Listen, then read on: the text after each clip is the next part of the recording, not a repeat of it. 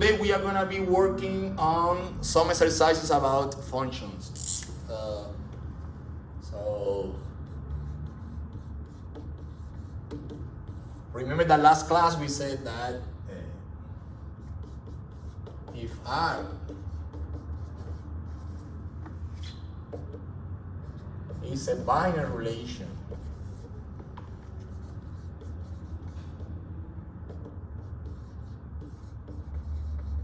from the set A to the set B,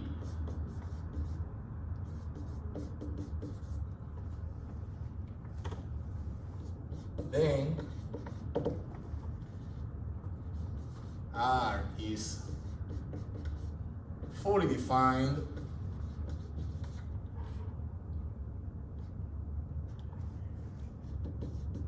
if for every letter A in A, so every potential first component is indeed the first component. So there is a second component that is forming a pair with this A. So there is B in B such that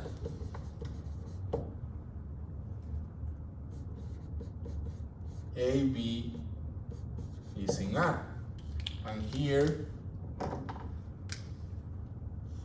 we made emphasis. So at least one B, one little element, little B in the set B. At least one. So it doesn't matter how many, but at least we have one.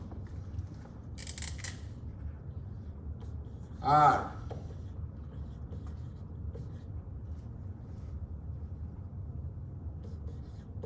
is said to be a function if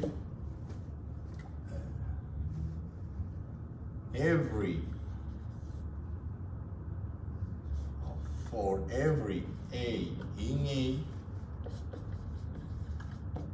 there is at most one element B in B such that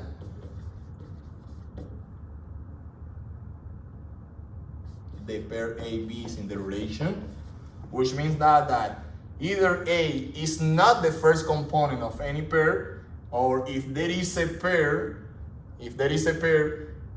having A as the first component, that pair is unique. So at most we have one pair having A as the first component. So the number of pairs in which A, or for which A is the first component, is 0 or 1. Okay?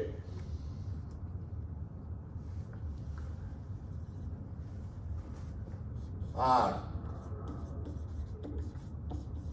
is said to be injective if for every B in B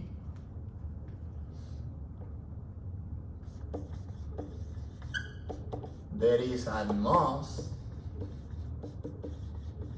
one A in A such that AB is in R. So notice the difference. These two are pretty similar, function and injective, but here what we are claiming is we are not repeating first components, so we cannot find two different pairs with the same first component. And here is pretty similar, but what this is saying is that we are not repeating second components. Is that okay? Okay. So, and the last one is surjective. R is said to be surjective if for every element in B there is at least one element A in A such that AB is in R. Okay? And today we are going to focus on functions. What we are going to do is we are going to have some examples of functions, and we are going to be analyzing whether the given function is fully defined injective, and surjective. So we are gonna be making emphasis today on that special kind of binary relations that are functions. Is that good? Okay, something else before proceeding with examples is the following. So what is A? A is the domain of the relation. So we have A, we have B, and R is relating the elements in A to the elements in B. Is that okay? What is the meaning of fully defined? Well, it's the following. A is the domain, which means that in A we have all potential first components for the pairs in my relations. This means that we cannot have a pair in the relation having a first component that is not in A. Every possible first component is in A, but maybe there are elements in A that we are not using as a first component. We can find elements in A that when we go over all pairs in the relation, we are not finding that element as the first component of any pair. So let's say that this subset here that I'm marking in red is the subset of A containing all elements that appear in at least one pair as the first component of that pair. Remember that we are calling this set the definition domain of the relation. Yes. What is fully defined telling us, in other words, that the definition domain is filling up the whole domain. So fully defined is exactly telling us that situation in which we can find at least one element that is not the first component of any pair cannot happen.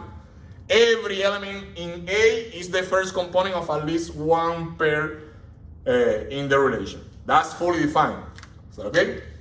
So definition domain. Another way in which we can say this is that definition domain of R is equal to domain of R. So, okay?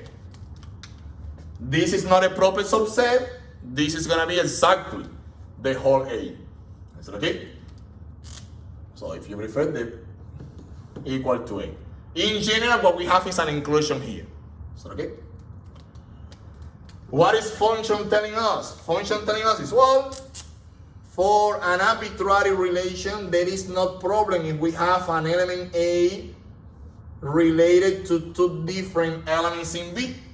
But function, a kind of binary relation in which this is happening, is not a function.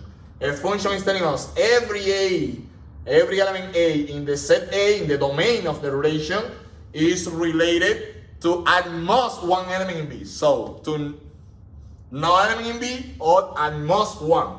Exactly one. Is that okay? So function is not allowing this situation. Fully defined is not allowing this situation.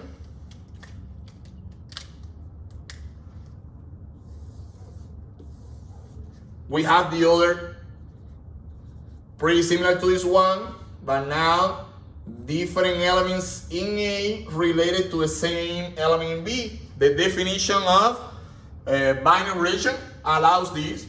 Is that okay? But if this is happening, if we can find different elements in A related to the same element in B, that relation is not injective. Is that okay? So injectivity is not allowing this situation. Injectivity is telling us different elements in A are related to different elements in B. Is that okay? And finally, surjective is telling us same as fully defined by looking at the second component. So if we have A and we have B, B is the set containing all potential second components, which we are calling the codomain. The codomain of the relation. Or counter domain.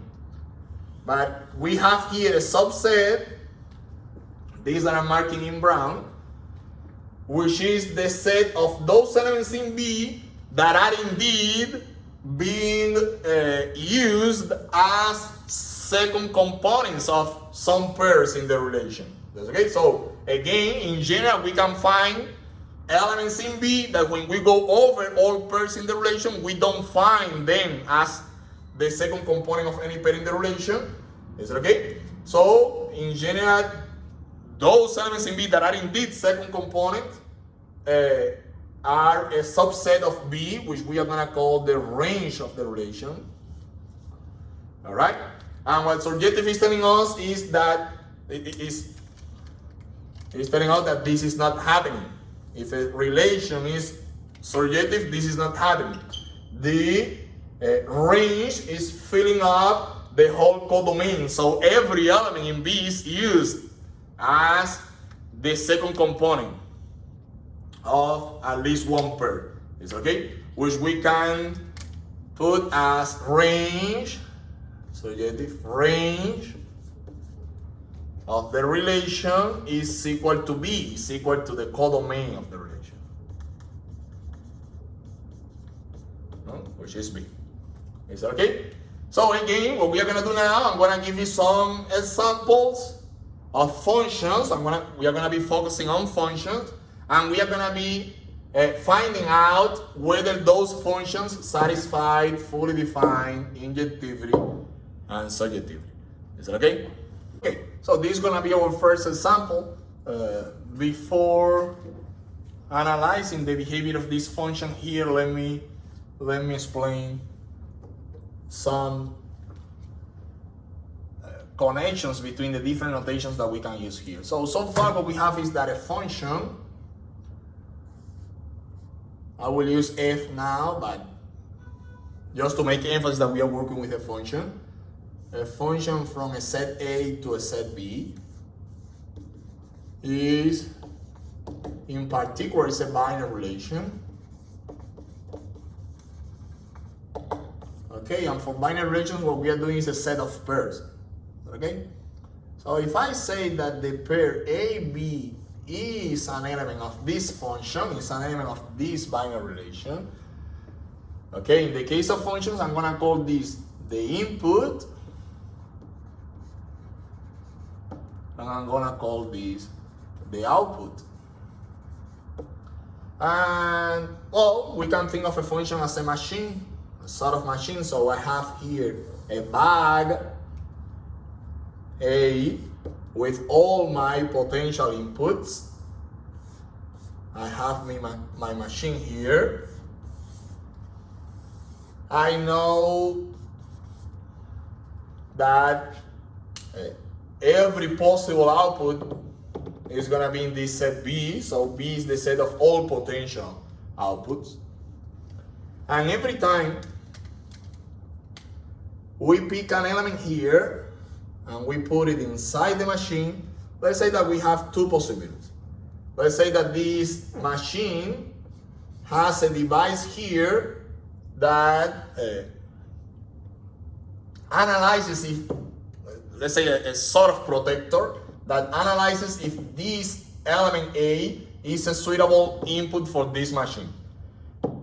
Maybe this device here is going to conclude that A is not suitable for this machine, and the machine is going to reject that element.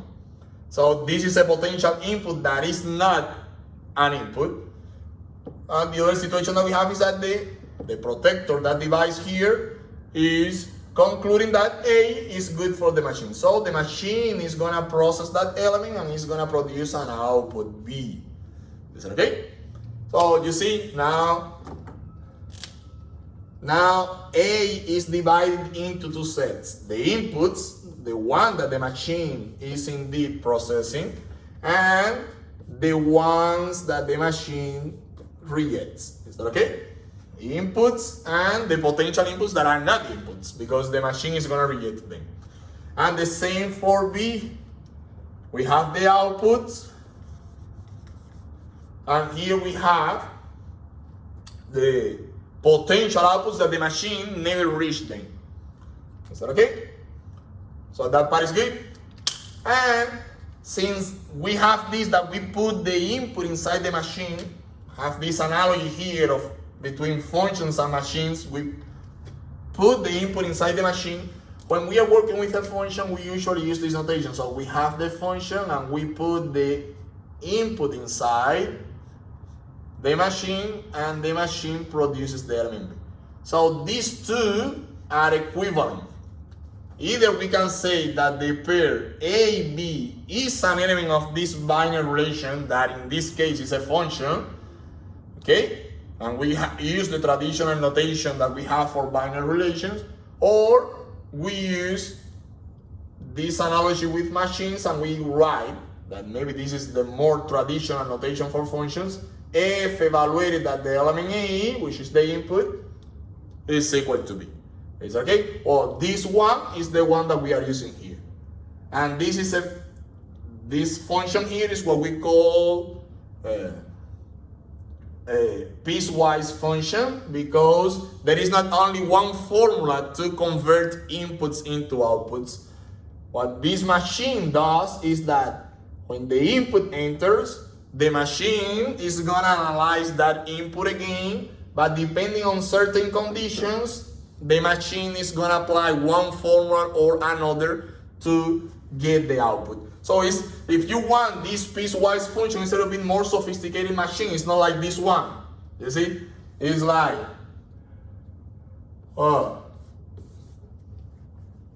A goes in, we have here a device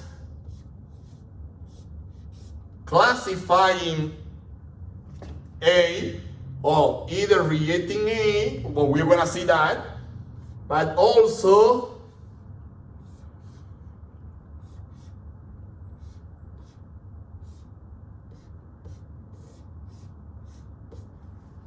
verifying. After deciding that A is a valid input, it's gonna see something else. It's gonna analyze if A complies with certain conditions, and depending on that, it's gonna send A to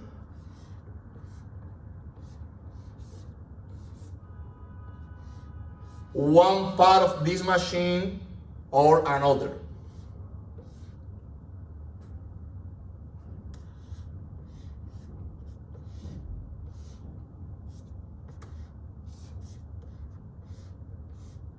You see?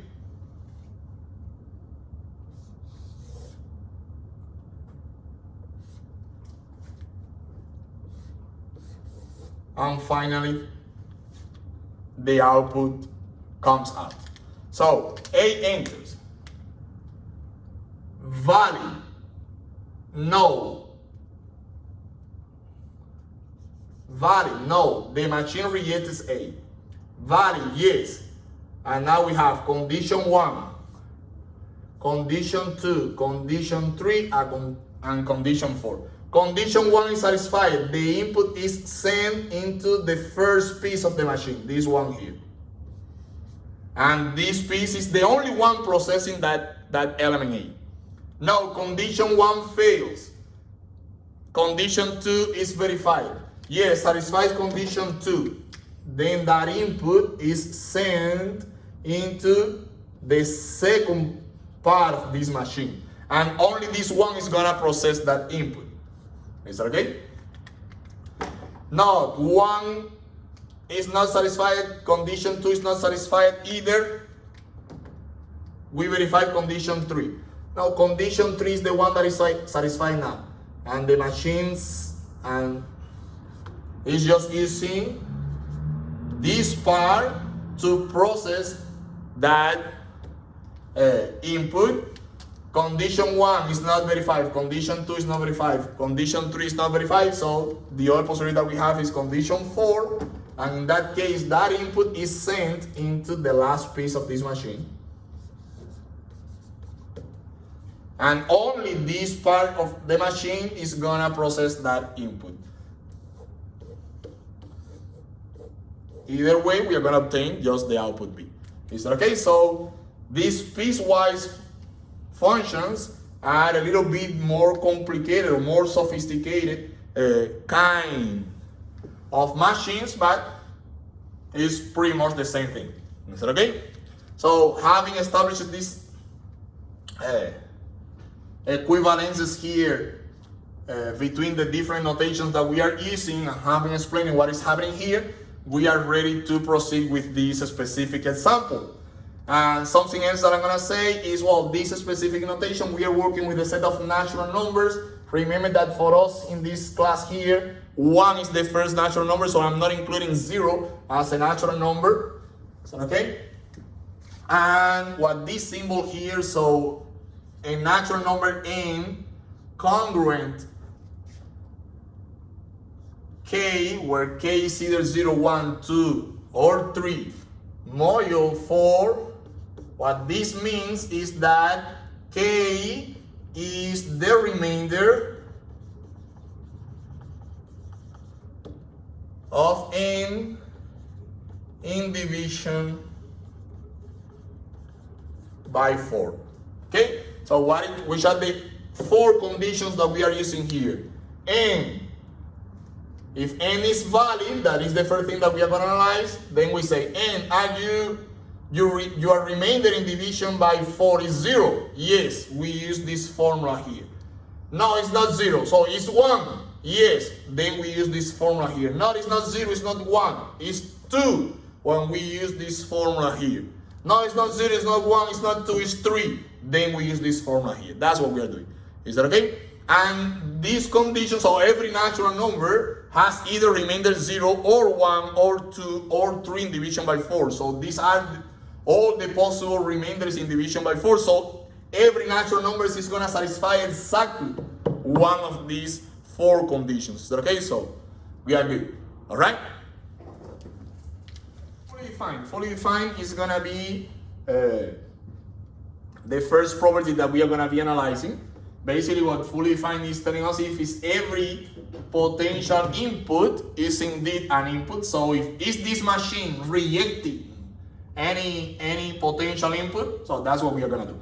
Obviously, in certain cases, we would like to discard some of the potential inputs or even some of the valid inputs. Let me put an example. So most likely you have taken a trigonometry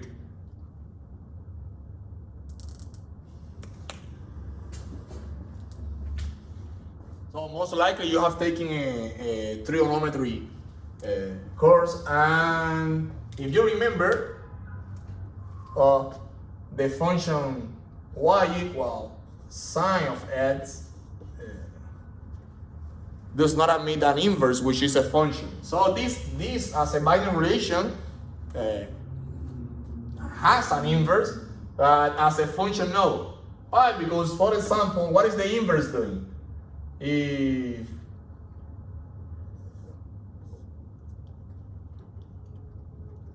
you can think of the inverse of a function like an undo machine. Is that okay? It's an undo machine. Because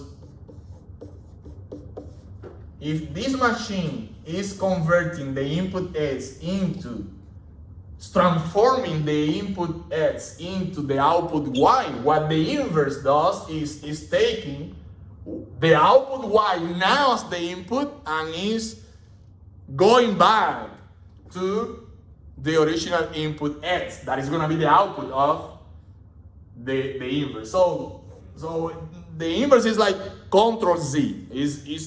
An undo machine is going back to the initial situation. Is that okay? But well, you know that sine of x, if we evaluate this function at 0, the output is going to be also 0. If we evaluate sine of x at pi, the output is going to be also 0. So this means now that the inverse, I will use this nowadays notation. I don't like it too much, but because indeed is what I said. As a function, this doesn't mean an inverse. So, but well, as as a binary relation it does. So this inverse is as a binary relation and everything is gonna be good. So the inverse evaluated now at 0 is gonna be both 0 and pi. So these are the first components of sine, and these are the second components for sine. Yes, sir. But if you prefer, what is happening here is that the second components of the original relation are the first components of the inverse, and the second component and the first components of the original relation are gonna be the first components of the original relation are going to be the second components for the inverse. So, second components of the original relation, first components for the inverse, first components for the original relation, second components for the inverse. And now we have found a first component which is for two different pairs. So, in the inverse, we have 0, 0 and 0 pi. And this is not satisfying the definition of function, because the definition of function is telling us that every potential first component is the first component of at most one pair. And most one means 0 pairs or exactly 1 pair, and we have found 2 different pairs with the same first component. So the inverse of sine is not a function, but we want a function that is the inverse of sine. Well, what we do? Oh, we know that the domain, the definition domain of this function,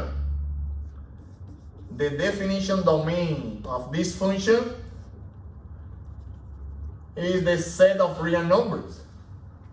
All real numbers are good for this function. Well, since we don't have an inverse that is a function, what we do is we restrict this definition domain to the interval 0.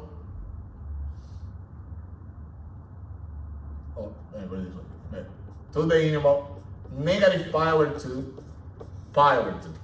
Why? Because if we discard some of the valid inputs, is that okay? And we only use inputs here, well, we are gonna be avoiding this situation. Notice that pi is not good for us now. We are discarding pi, only 0 is kept. Okay? And now for this restriction of the function, which is not exactly the original function, because we are changing the definition domain, for this one we have an inverse, which is a function. So there are situations, the message here is there are situations in which we discard some of the inputs. But if we already know that, well, we can reduce the domain from the beginning. So when we are working, like in this case, and we are giving this domain, is because if there is an input here, a potential input, which is going to be rejected, and we are including it here, is because we don't know that it's going to be rejected. Is that okay? Because if we already know that we want to discard something, or we know that already an element is not valid for our machine, we can discard it from the beginning, and we can reduce the domain from the beginning. So in this case, what we do is we are going to accept as an input everything that these formulas enable us to do. Is that okay? Because if there is something that we want to discard, we are going to do it previously, and we won't be including that in the domain. If we don't want to use that, why are going to be us including it in the domain? So if we already know that we don't want it, we put it away from the very beginning, and we reduce the domain from the very beginning. So if we have something here that is not a valid input, is because we don't know that already. So we need to analyze it here. Is that okay? Good? All right. So what we are going to do here, everything that is accepted by these formulas is going to be an input for us. So what are we doing here? Well, if the input has remainder 0 in division by 4, the output, the input is not going to be transformed. So the output is going to be exactly that input. Is that okay? Obviously, that's something that we can do with any natural number, so this formula is not limiting us in any possible way. So far, every potential input with remainder 0 in division by 4 is going to be indeed an input, so we are good. We are good. Okay, now here. What we are doing here is, if the remainder is 1, in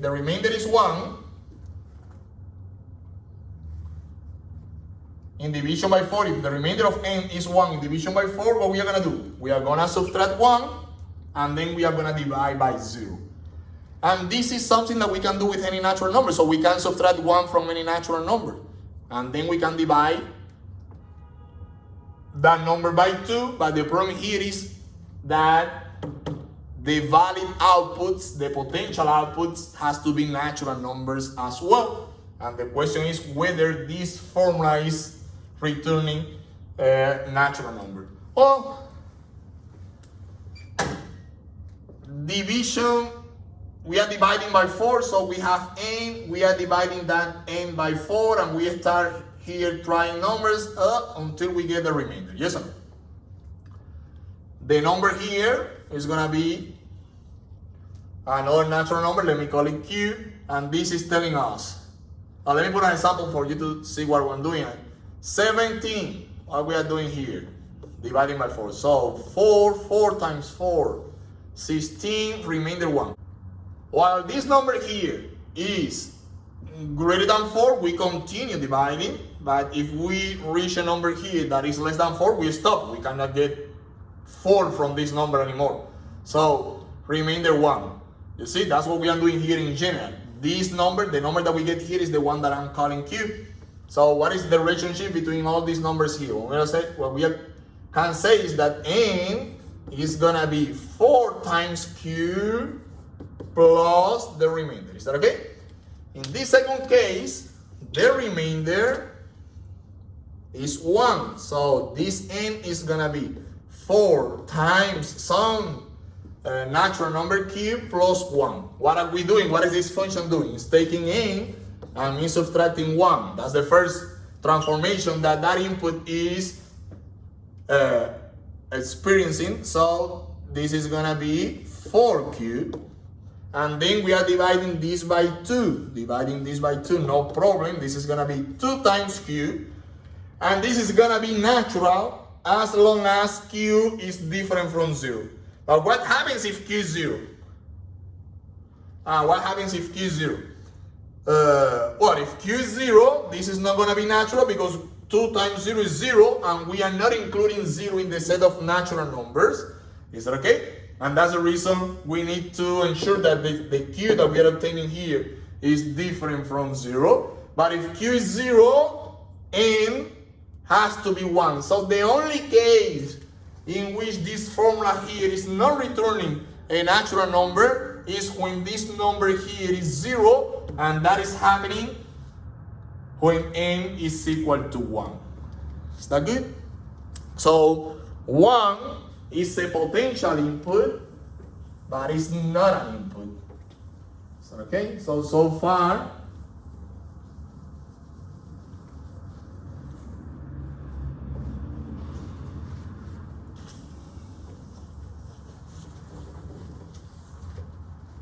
we have that the definition domain of this function f is the set of natural number difference, and so far we have that 1 is not there. Is that okay? We have that 1 is not there. And this suffices to conclude that this function is not fully defined. This suffices to conclude that the function is not fully defined, because already the definition domain is going to be a proper subset of the domain. But well, we can have interest in determining all the potential inputs that are not inputs, so determining exactly what the definition domain is, and that's what we are going to do. Is that okay? So let's go to the next condition. If n has remainder 2 in division by 4, what we are doing is dividing the input by 2 in order to get the output. Well, if the remainder is 2 in division by 4, now that means that n is equal 4 times some q plus 2. Yes or no? And when we divide this input by 2, it's dividing all this by 2, which is the same as 4 times q over 2 plus 2 over 2. And this is giving us 2q plus 1. Is that okay? And well, if q is a natural number, even in the case that q is not a natural number, is 0, there is no problem. This is gonna be a natural number. This is gonna be at least 1. Okay? Well, we don't have any problem. Right? Well, this formula is not limiting us in any possible way, so we go to the last formula. Now, if the remainder in division by 4 is 3, what we can say is that n is equal to 4 times q plus 3. What we are doing with that input in this case is first we are subtracting 3, okay, from that input. This is going to cancel out, and n minus 3 is going to be equals to 4 times q. And then we are dividing by 4. This is going to be q, all right? And the only problem again that we're going to have here is if q is 0, but if q is 0, n is going to be 3. So the other potential input that is being rejected is 3, and now we have that the definition domain of this function is all natural numbers difference the set whose only elements are 1 and 3. Therefore, f fails to be fully defined. Okay? Good so far. Right? Alright. So now what we are gonna do is we are gonna verify whether this function is injective or not. Okay? Well. Notice the following. Here we are obtaining as an output every natural number whose remainder in division by 4 is 0. So we already know that 4, 8, 12, 16, 20, 24, and so on. All these are outputs. Okay? Because if we evaluate f at any number and any multiple of 4, the function is not transforming those inputs, so these are gonna be outputs. So f evaluated at 4 is 4, f evaluated at 8 is 8. So we already know that all of those are outputs. Is that good? So if we can find that any of this number here is also an output when we use as an input a natural number whose remainder in division by 4 is not 0, we are going to be repeating those outputs. Is that okay? So remember, what injectivity is telling us? We cannot have two different pairs with the same second component. Injectivity is telling us that we cannot have this situation. Two different elements in A forming a pair with the same element letter B in the set B. Is that okay? So now if we use that the language of functions, what this is telling us is that we have different inputs producing the same output. Is that okay? My friends, sometimes you confuse this with the definition of function. Is that okay? What a definition of function says us that is that every input produces exactly one output. Is that okay? If you go to some books, maybe you can say you can find, so injective is the same as 1-to-1. Okay, and you can find the following definition. Every input produces a unique output. But that unique, I don't like that definition because it's not sufficiently precise. Because unique in what sense? So unique as an output, or unique like that output is not sharing the input with any other. What is the meaning of unique? Okay, so but basically what injectivity is telling us is different inputs. Now function, one input cannot produce more than one output. Function means every input produces exactly one output. Is that okay? Or if you prefer, every potential input produces no output or exactly one output. In the case that it's not producing any output, is because it's rejected by the machine. If it's not rejected, it's only producing one output. But what injectivity is telling us is that different inputs produce different outputs. So the previous situation cannot happen if the function is injective. Is that okay? So if we find any other input producing any of these outputs, the function is already not injective. Is that okay? So look at this formula here. Look at this formula here. What I need is an input whose remainder in division by 4 is 1. What happens if I take this one? This input here. 17. So okay? If I take this input here, remainder of this in division by 4 is 1. So what happens when we evaluate the function at 17? Remainder in division by 4 is 1. What do we need to do? We need to subtract 1 and then we divide by 2. But this is going to be 16 over 2, which is 8.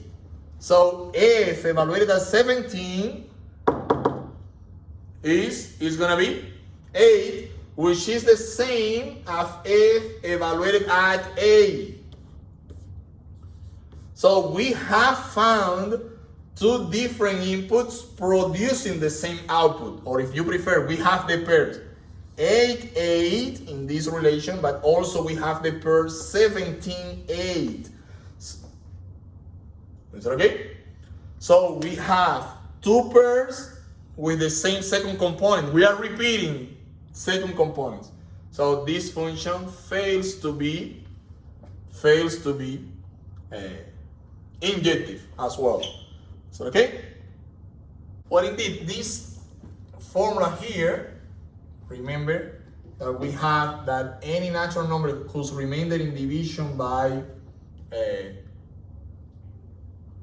4 is 1 is 4k plus 4q, 4 times q plus 1. Is that okay? So this formula here is returning what? We are subtracting 1 and dividing by 2.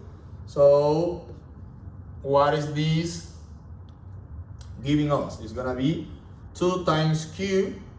As long as q is greater than or equal to 1, this is a valid output. But 2 times a natural number is an even number. So this is telling us that this formula here is returning all multiples of 4, positive multiple of 4, and this formula here is returning all positive even numbers. Obviously, every multiple of 4 is even, so not only 8 is gonna be repeated. All multiple of 4 are gonna be produced by the formula and also produced by the formula. So the multiples of 4, we are gonna have them as outputs at least twice. Is that okay? Is that okay? Good. So surjective, that's the next step. We need to analyze whether this function is surjective or not. So what we are verifying now is if every potential output is indeed an output. Is that good?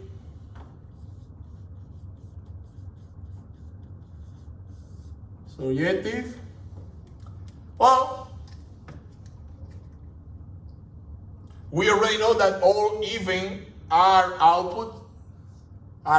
So what we need to see is what is happening with the odd numbers. Okay? But look at this one now. If the remainder in division by 4 is 2, n is gonna be equals to 4q plus 2. And what we are doing in this case is dividing by 2. If we divide by 2, all these, what we are obtaining is 4q over 2 plus 2 over 2, which is 2q plus 1. Okay? And if q is greater than or equal to 1, well, this is always even. This is always even. Okay? And well, if q is greater than or equal to 0, this is gonna be at least 1, so this is gonna be always a valid output. If q is 0, the input is gonna be 2, and the output is gonna be 1. Is that good? So now, this formula here is producing every even number, okay? Every even number.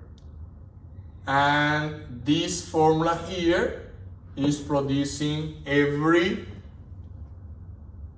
odd number. So all natural numbers are gonna be outputs. So I can put this way.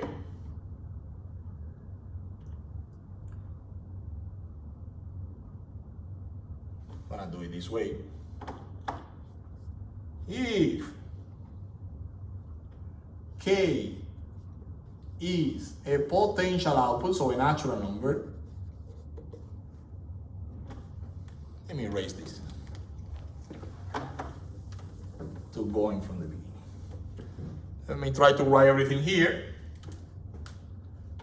So let K be any potential output. Okay? So that means that K is a natural number.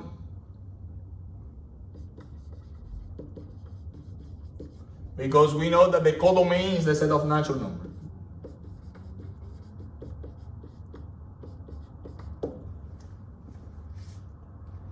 If K is even, so this means that K is equal to 2 times Q4 sum Q greater than or equal to 1, because we are working with natural numbers. So the first natural number that is even is 2. So K even, K is equal to 2 times Q for some natural Q greater than or equal to 1.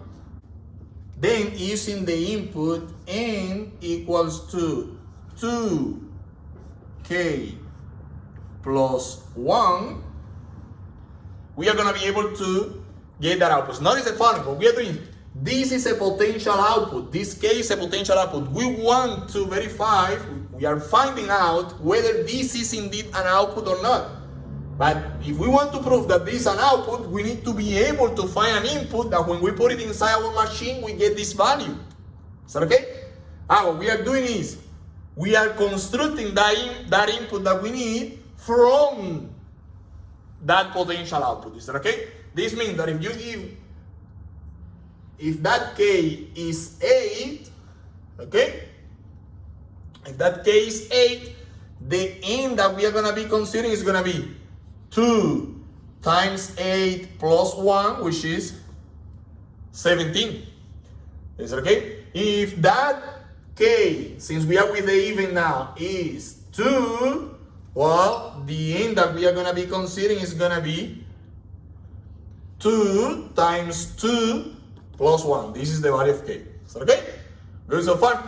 I'm going to show you that indeed this is working. That this N, this input N, is producing the output K. Well, if evaluated at N, what we need to verify is which formula we are going to use. But notice the following. Since K is equal to 2 times Q, this is the same as 2 times, what is K? 2 times q plus 1, which is the same as 4 times q plus 1. This is telling us that the remainder of n in division by 4 is 1, and then we are using the second formula. So f evaluated at n is gonna be n minus 1 over 2, which is gonna be 2k plus 1 minus 1, so all this is n, over 2. 1 minus 1 is 0, so the numerator is going to be 2k.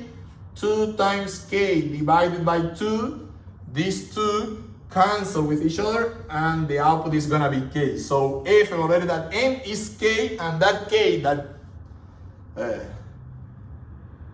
until now was just a potential output, now we can claim that it's going to be an output. So, okay? Again, this is formally proving what we already knew, that this formula here was giving us every even number. Every even number is in the range. So, okay? What about the odd numbers? Well, we can proceed pretty similarly.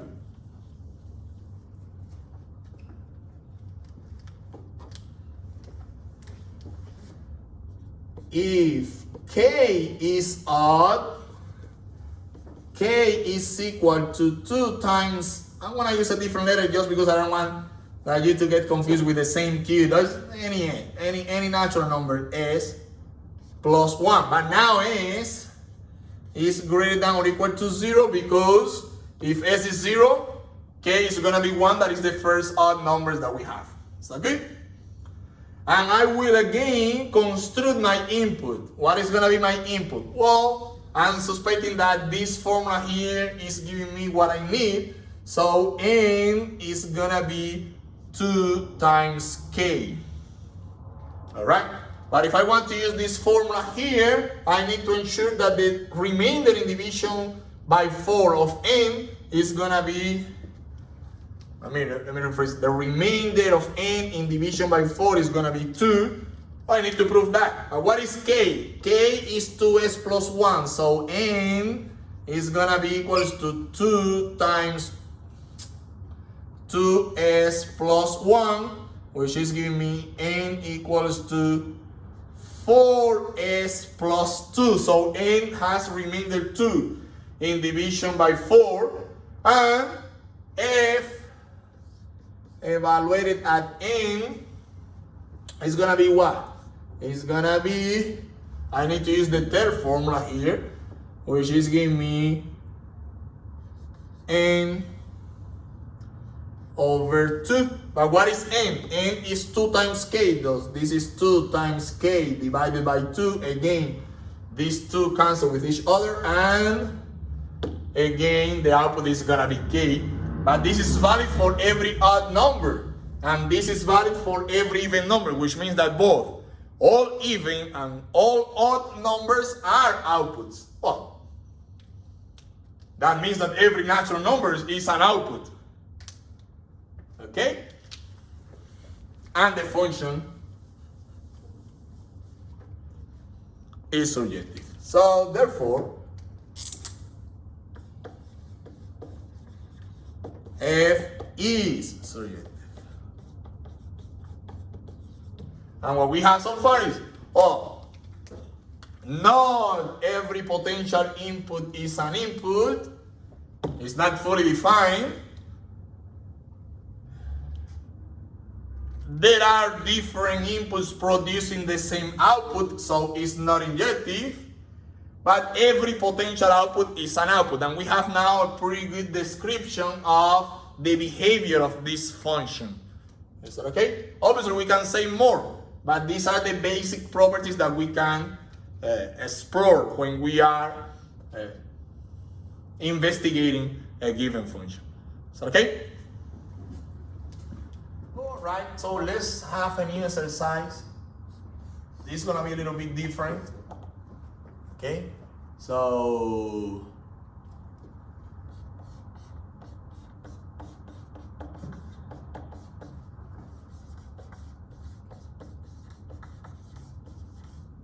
exhibit an example of a function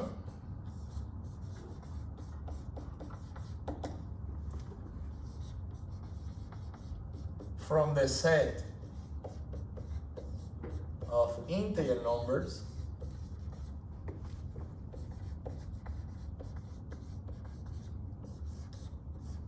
so this set here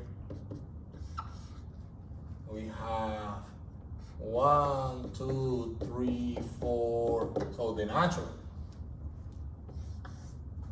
We have also 0 and we have the negative. So -1, -2, -3, -4. To the set whose elements are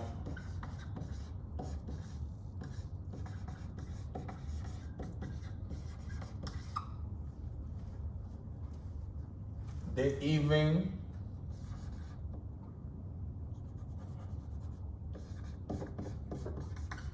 all the even natural.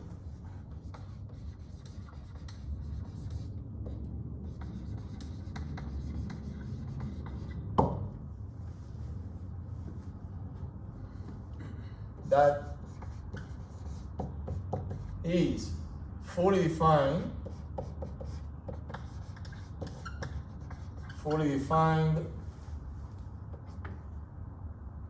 injective and surjective.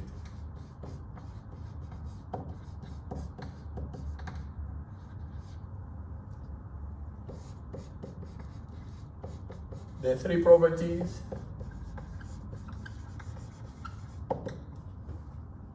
satisfied at the same time.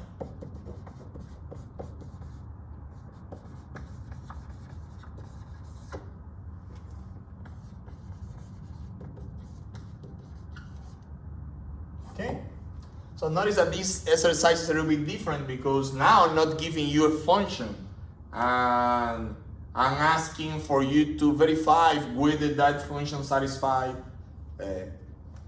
these properties or not.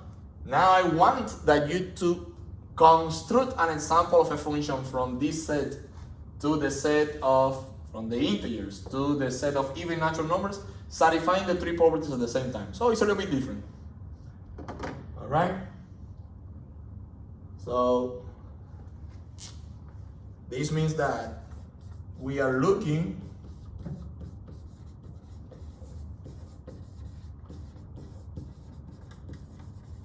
for a function if from the set of integer numbers to the set of even natural numbers. I will use this notation here.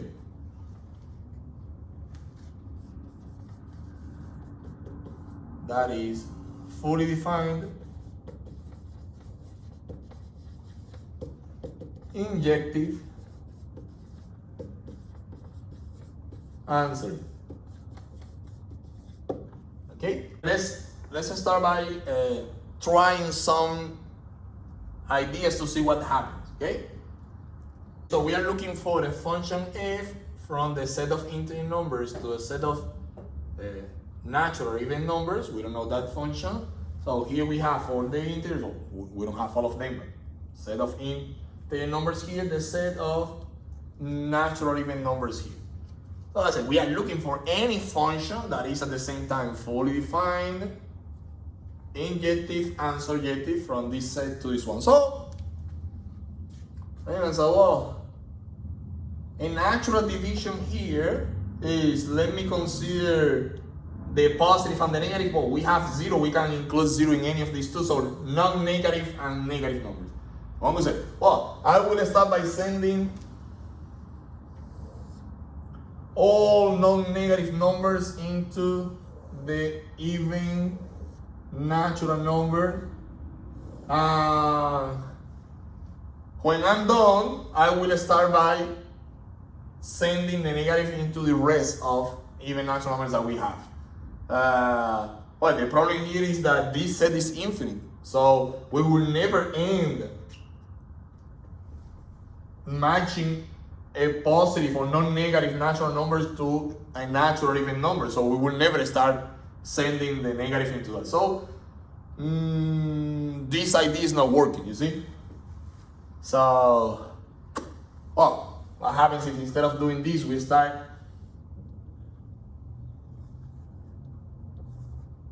by trying something like this? I will do that, but skipping one number.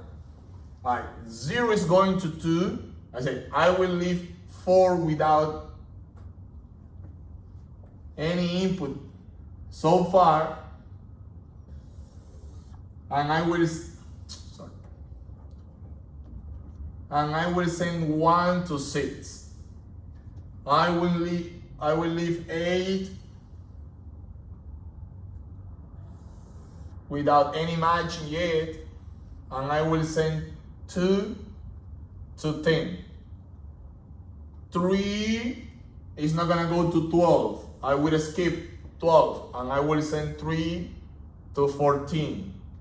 4 to 18, so I'm gonna be skipping 16. Then 5, I'm gonna skip 20 and I will send it to 22. Okay, and I can continue that way. What is happening now? That I have infinite numbers for the negative ones.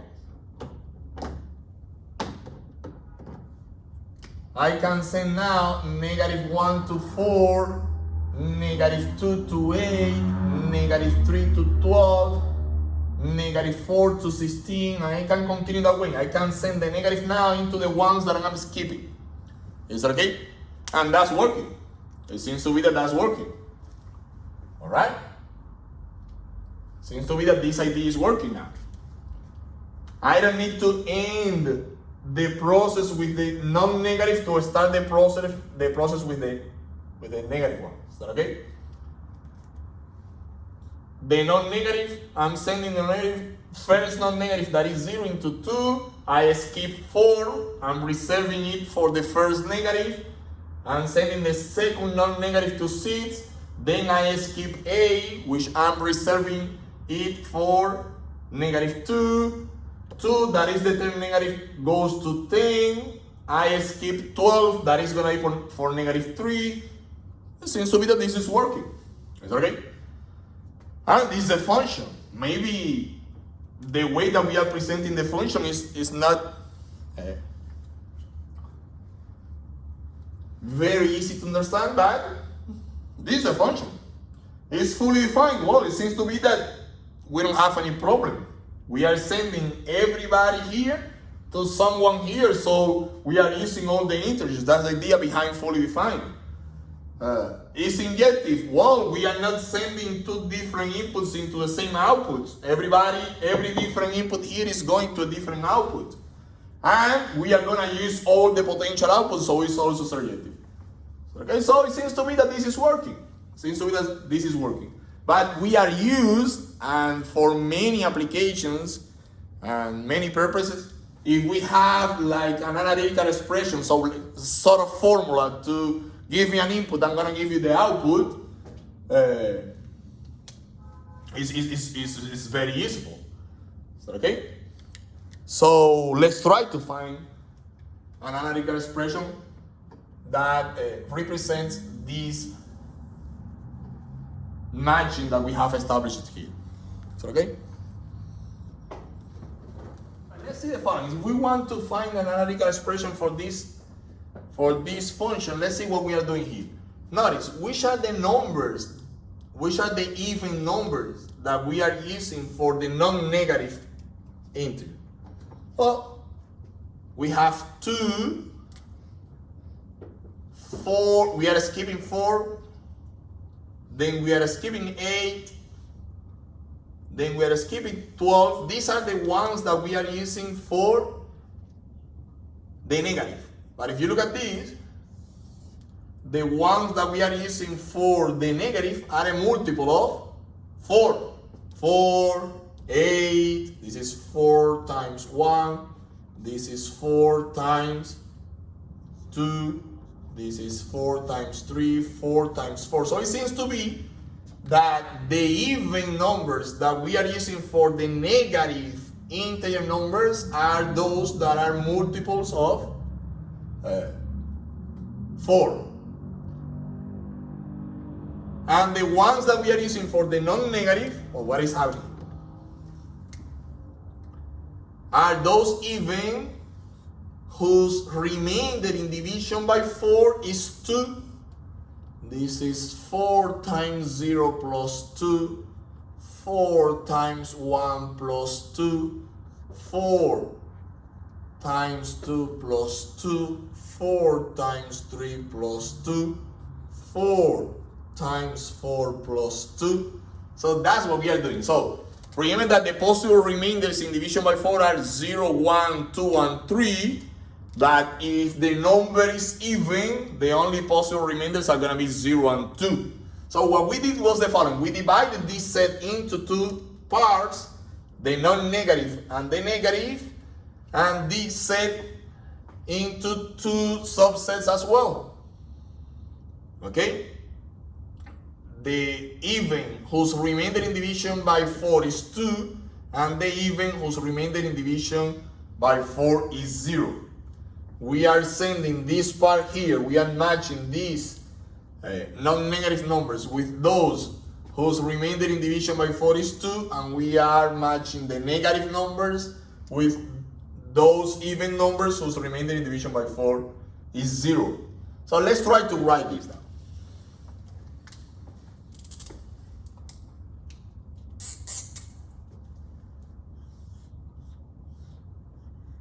If we evaluate f at an integer number, what we are doing is the following.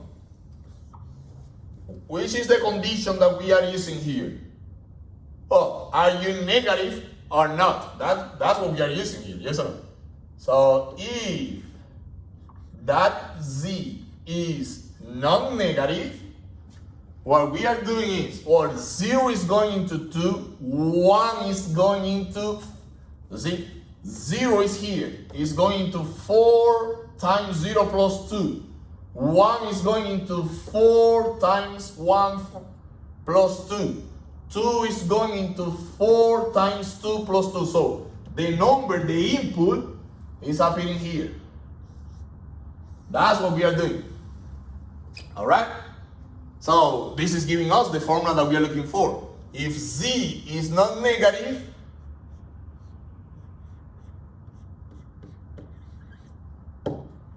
what we are doing is sending z into 4 times z plus 2. Is that okay? And if z is negative, or negative 1 is going into 4, negative 2 is going into 8. But again, what we have here is not exactly z because it's positive. But what we have here, negative 3 is going into 12, is minus the input. Yes or no? So if z is negative, all right, what we are doing is sending that z into 4 times absolute value of z. Or if you prefer, you can write this as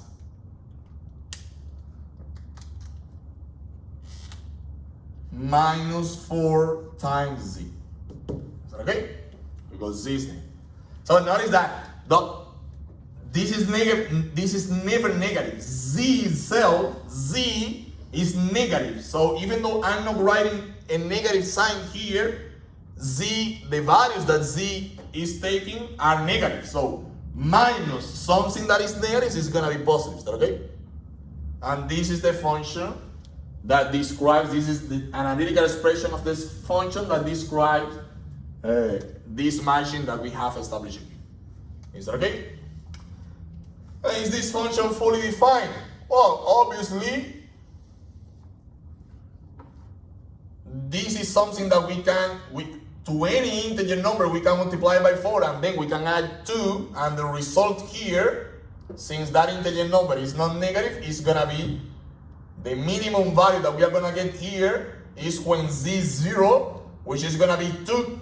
So obviously this is going to be a natural even number. And if z is negative, well, we can multiply any integer by 4. And since we have this absolute value, this negative becomes positive. since the first value in absolute value, the lowest value that we can have here is gonna be 1. The first number that we are gonna have here is 4, which is a positive integer number, so it's an even natural number too. So we don't have any problem here. We can perform these operations here with any integer, and in every case, this is returning an even natural number. So the definition domain of the function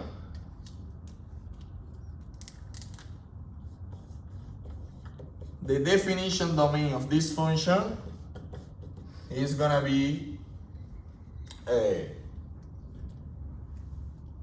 the domain of this function, the set of integer numbers. So therefore, f is fully defined.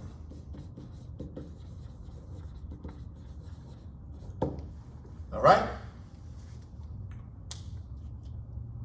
Okay? Well, surjective. Is this function surjective?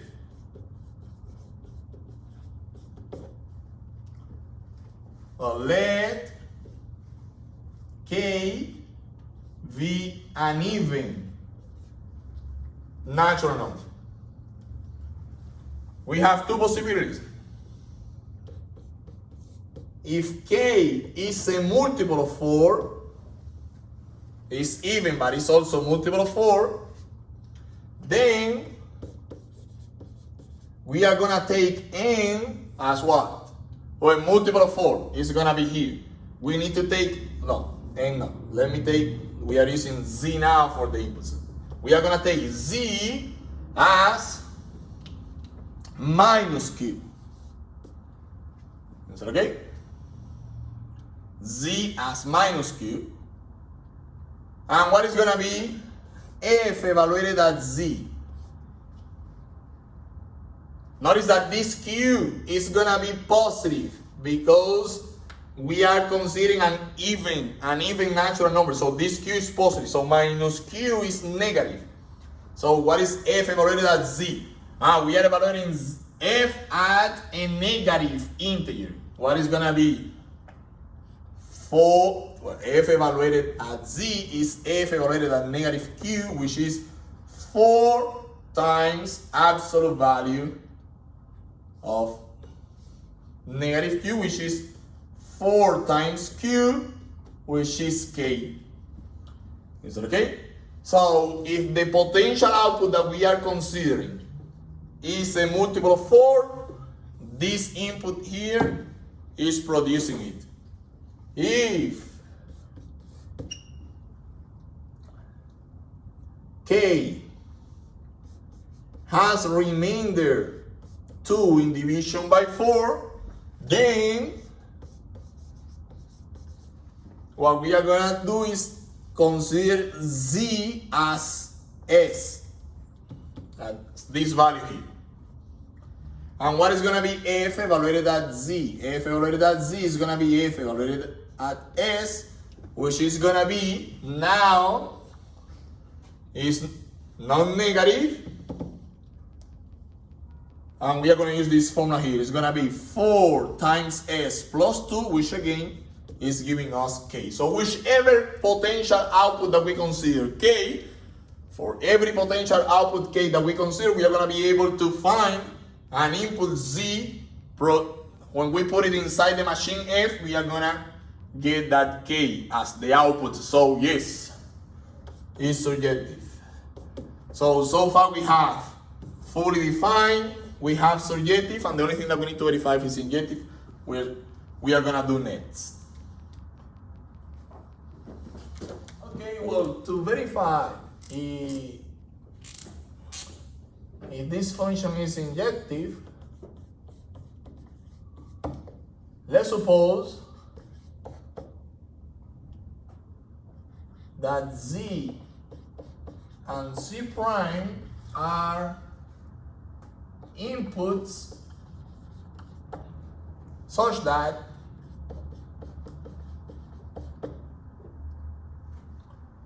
f evaluated at z is gonna be equal to f evaluated at z prime. Is that okay? Well, notice that z and z prime are both non-negative or both are negative. It's okay? Why? Because if z is negative, this is gonna be 4 times absolute value of z, which is a multiple of 4. So remainder 0 in division by 4. And z prime is positive or non-negative, this is gonna be 4 times absolute value of z. No, it's non-negative. So 4 times z plus 2, which has remainder 2 in division by 4.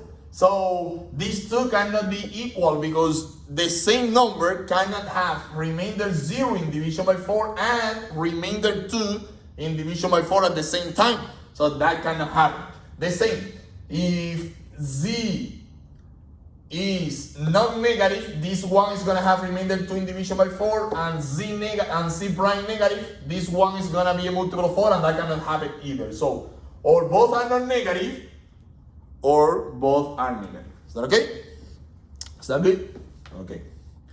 So, if both are non-negative,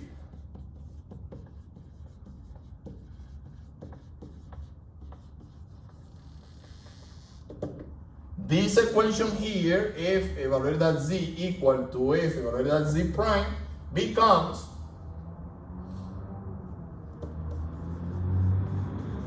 the equation becomes both non-negative. So we are using the first formula. This is a piecewise function again. So 4z plus 2 equals to 4z prime plus 2. But here, this plus 2 cancel with each other, which leads us to 4 times z equals to 4 times z prime. And now this 4 and this 4 also cancel with each other, which is giving us z equals to z prime. But if both are negative, f evaluated at z equal to f evaluated at z prime gives us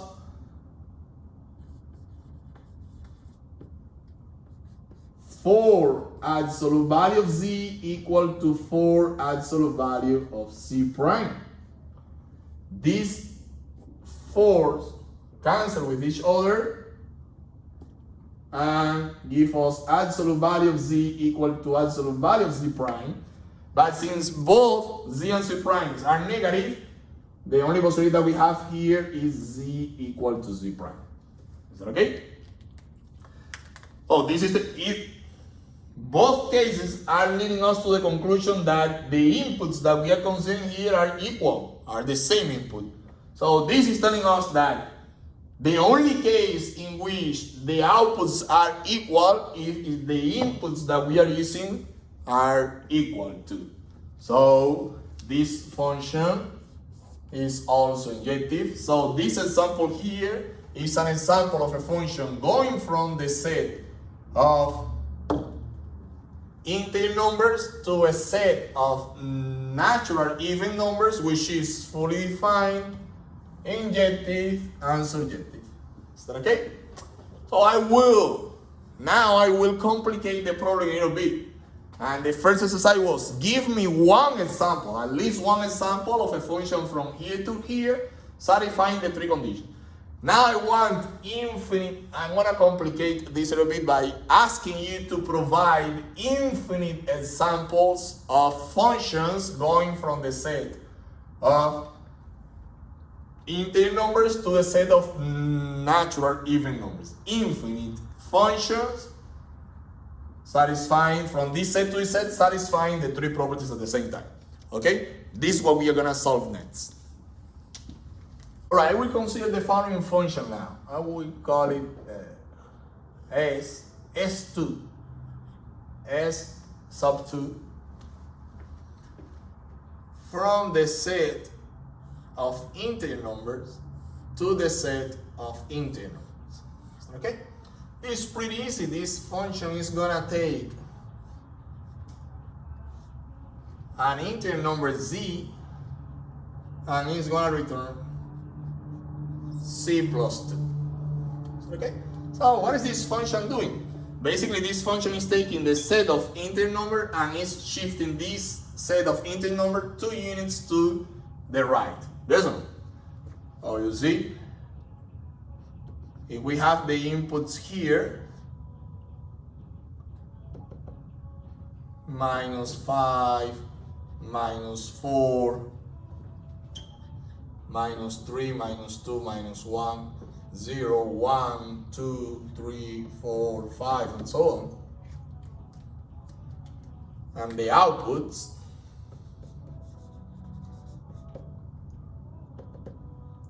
-5, -4, -3, -2, -1, 0, 1, 2, 3, 4, 5, 6, 7, and so on.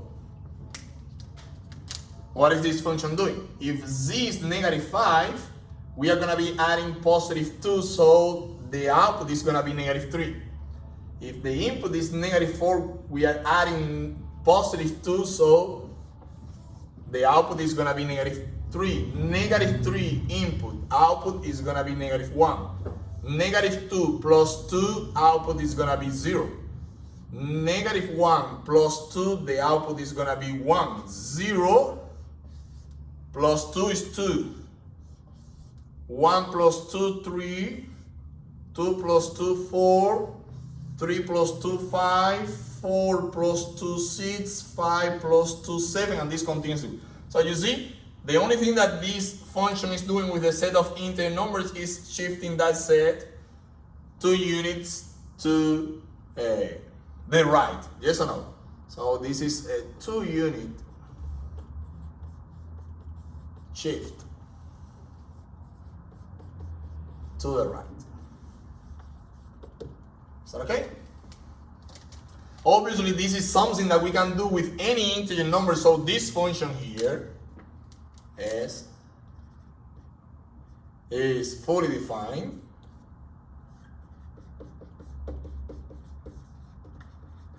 Is fully defined.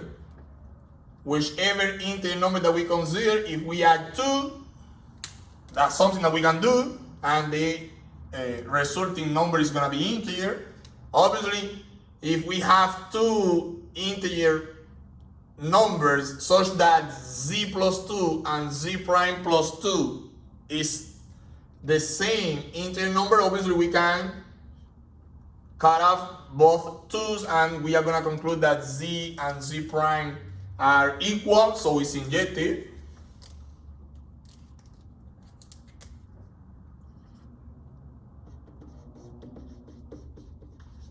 And if we pick any potential output is any integer number, and we want to verify that indeed it's an output, the only thing that we need to do is to use as the input the integer number that is 2 units to the left. So that potential output -2 is going to be a right input for that, to get that potential output as an output, so it's also surjective. Okay? So we have our first example, and now we have this new function. And what happens if I consider the composition? F composite with S2. Well, we have the set of integer numbers. The set of integer numbers, S2 is going from the set of integer numbers to a set of integer numbers, and F is going from the set of integer numbers to the natural even numbers, and the composition is like a concatenation of machines, no? The first input enters here, produces a partial output, which is taken by the second function as the input and produce the final output. So this composition, if composite S2 is from the set of integer numbers to the set of even natural numbers. Is that okay? So this function goes from the set integer numbers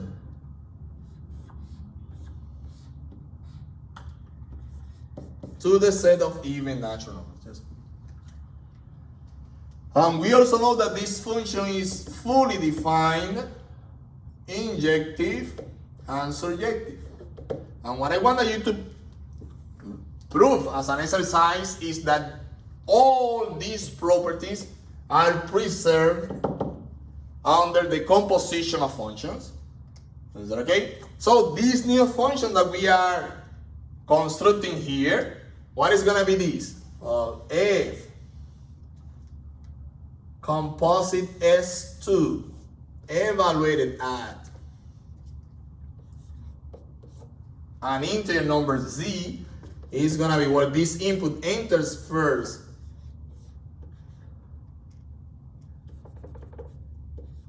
In S2 is producing a partial output which is taken by F. So this is the same as F evaluated at z plus 2. Is that okay? Is that good? And this one, since all these properties are preserved under the composition, is also fully defined, injective and surjective. So this way we have constructed one more example of a function from the set of integer numbers to a set of natural even numbers that is fully defined, injective and surjective. So if you want, we can get an